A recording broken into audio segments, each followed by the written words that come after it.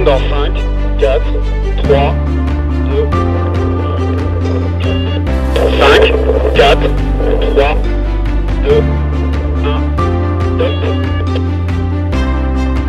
Numéro 27, la flag.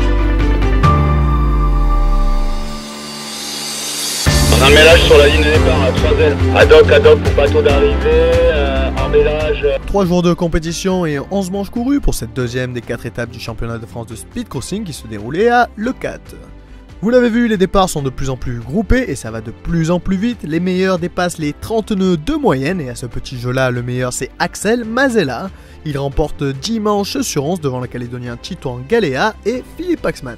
Mauvaise opération en revanche pour Théo de Ramcourt qui après sa victoire à Douarnenez ne finit ici que 4ème mais qui garde une bonne option sur le titre. Tout reste ouvert dans cette catégorie car Axel ne court plus pour le titre depuis son forfait à Douarnenez, ça va être très chaud. En junior, Théo Losti s'impose ici, Théo qui peut nourrir quelques regrets depuis son forfait sur blessure à Douarnenez qu'il a éloigné du titre qui lui tendait les bras.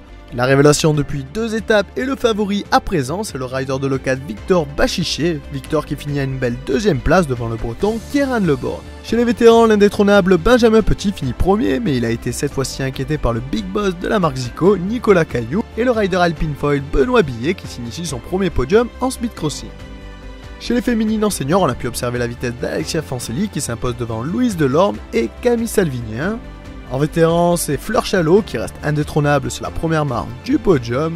Et en junior, c'est toujours Anaïs May Desjardins qui s'impose. Vous le savez, depuis cette année, il y a un classement spécifique pour les Twin Chips. Big up à Angélie Bouillot qui s'impose chez les féminines, mais devance aussi tous les garçons. Elle est suivie de Marie de Sandro Navarre et d'Eva Dupont. Podium multigénérationnel chez les hommes, Christophe Coquard devance Victor Debloc et le jeune Arthur Criquen.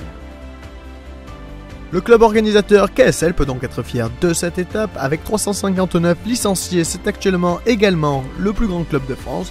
On attend maintenant avec impatience la 3ème étape qui aura lieu à Vimereux du 9 au 11 septembre prochain.